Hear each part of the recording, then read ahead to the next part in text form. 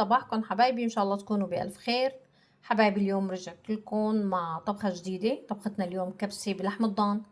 حبايبي مثل ما شايفين أنا قطعت الريش، حطيتها بالقلاية الهوائية، خليتها تكتسب اللون الذهبي مثل ما شايفين.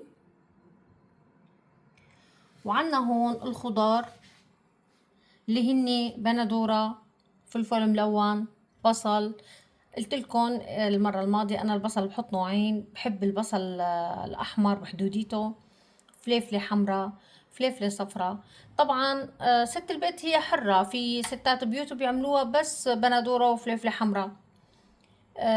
في ناس بتعملها الكبسة صفراء.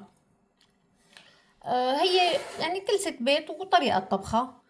حبايبي مثل ما شايفين عندي هون أنا بهارات الكبسة، أنا جايبتها من العطار جاهزة من الشام، جايبتها معي طبعا.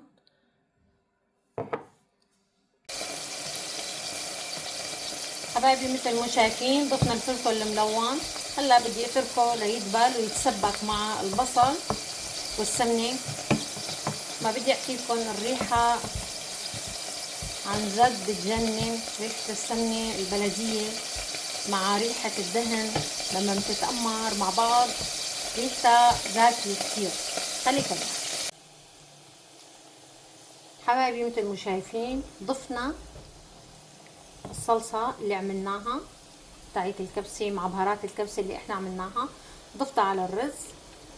وهلا بتركهم لحتى يغلوا ويعشقوا بعض، بنرجع لها بس لحتى تغلي وبنضيف اللحمة يلي احنا طبخناها بهذه الصلصة. خليكن معي حبايبي.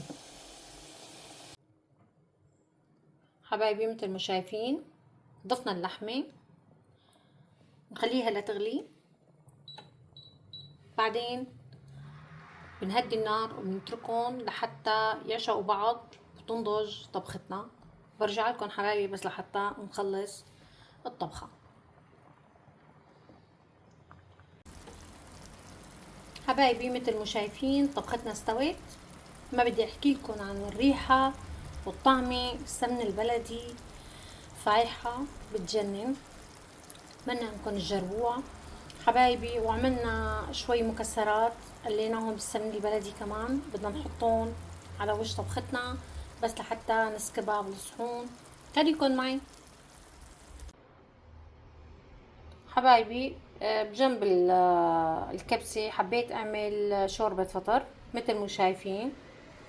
حطيت بصلة، حطيت معلقة زبدة بس لحتى تسخن ويكتسب البصل اللون الذهبي. بنضيف الفطر وبنقليه، بعدين بنضيف كريمة الطبخ. ما راح اضيف اليوم بطاطا او راح اضيف اي شيء تاني. خليكن معي حبايبي. حبايبي مثل ما شايفين ضفنا الفطر على البصل، خليه هلا بس لحتى يتقلى مع البصل. بنضيف بعدين كريمة الطبخ. طبعا ما بدنا ننسى الملح والفلفل الأسود.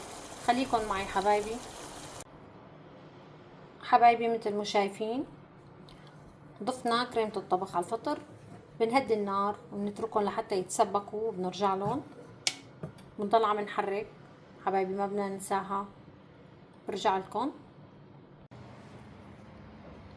حبايبي مثل ما شايفين طبختنا خلصت، سكبناها وزينا بالكاجو والزبيب للي بحب، وسكبنا شوربة الفطر، حطينا لبنة وخضار.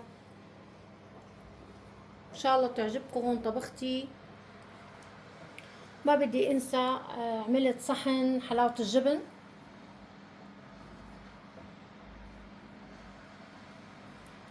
بشوفكم طبخة جديدة مع مطبخ ساما، وان شاء الله صحتين وهنا.